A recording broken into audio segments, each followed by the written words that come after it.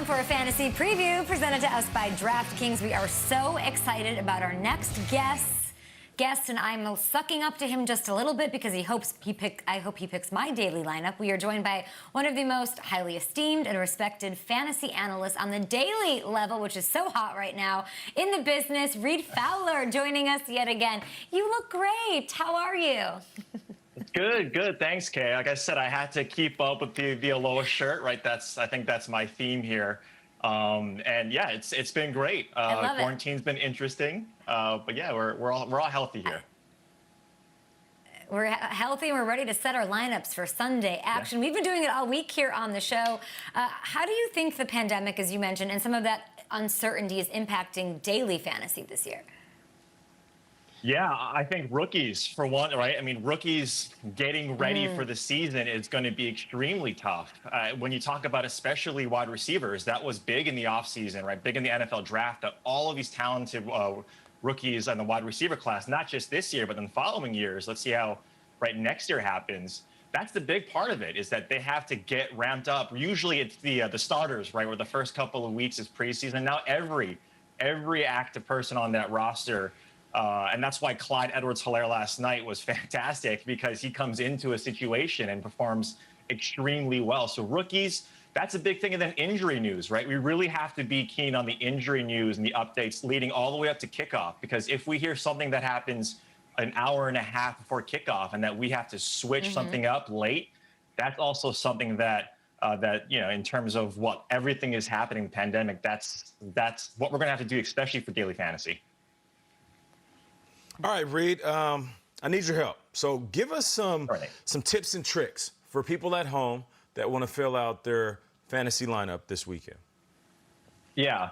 Number one, listen to Kay Adams. That's the first and foremost in terms of fantasy. But number two, there's a ton of strategy out there, right? We talked about it a little bit, right? Your core players, the good and bad chalk, or the popular players, right? I think Bilal Powell was the bad chalk the week that I was there for last season. But when you look at specifically for DFS, stacking games or stacking teams is a big strategy, right? And what we mean by that is getting the quarterback and the wide receiver, or the wide receivers, maybe two, right? Maybe you have the Atlanta Falcons where you want to play both Julio and Calvin Ridley because you think that's a big game, or stacking the game like a Falcons Seahawks, where we think that's going to be a shootout, right? So that's the one thing, is how do you stack in terms of what style of the game that you want? And the second thing is more high level, is you got to tell yourself the story of how the game, or the collection of games, right, on the main slate is going to play out,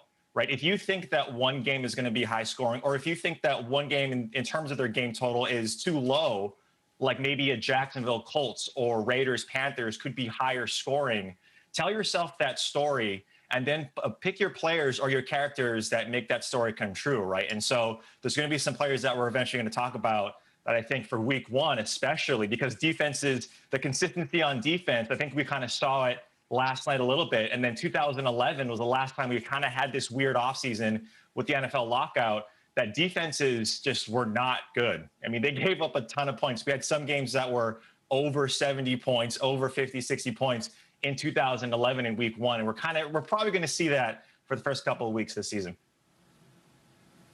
All right, Fowler, we're going to make some stories come true right now. Let's get on to brass tacks. Decision 2020. The four of us have each taken a turn this week filling out our lineup based on the Sunday 1 p.m. kickoff games.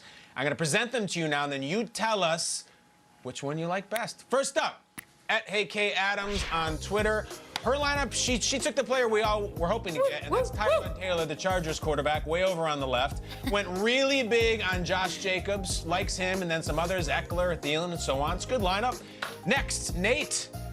Big fantasy guy, Nate Burrows, and always has been the voice of DraftKings. Yep. He makes it rain with Aaron Rodgers.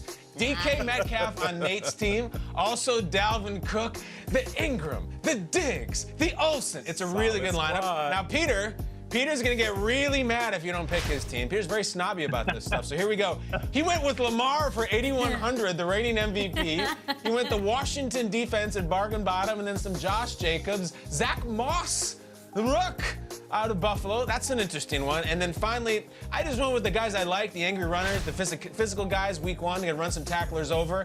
Josh Allen, 6,500 for my quarterback. I also went for DK Metcalf. I don't know if you know this, Reid. DK stands for DraftKings. His name is DraftKings Metcalf. I also went with another DK, Dawson Knox, and the Dolphins defense, which I think are going to surprise some people. So, without further ado, Reid Fowler, whose lineup would you roll with going into the weekend? Drum roll, please. Yeah, so all of you guys have really good players, right? That's my diplomatic response. That there's key players that all of you guys have on this team. The one team though, right?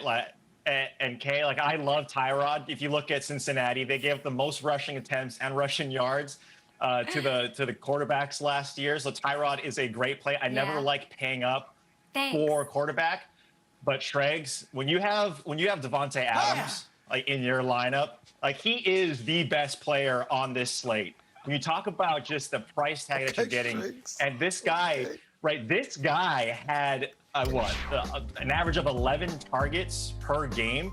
Last year, he missed 2 or 3 games. So in 14 games, this guy had a ton of targets.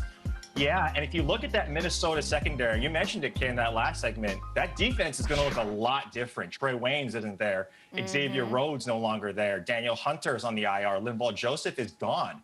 So that defense, when you look at that defense, and that's why I see, Aaron Rodgers, I think that was a sneaky little play there, Nate, is that, I think when you look at Minnesota's defense, I don't think it's going to be as strong as last year, but you got to give it to Devontae Adams. I think he's going to be a monster this year and be the #1 receiver in fantasy football.